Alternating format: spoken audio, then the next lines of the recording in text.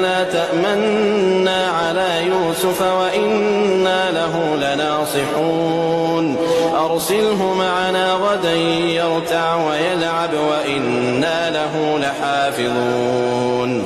قال إني ليحزنني أن تذهبوا به وأخاف أن يأكله الذئب وأنتم عنه غافلون قالوا لئن أكله الذئب ونحن عصبة إنا إذا لخاسرون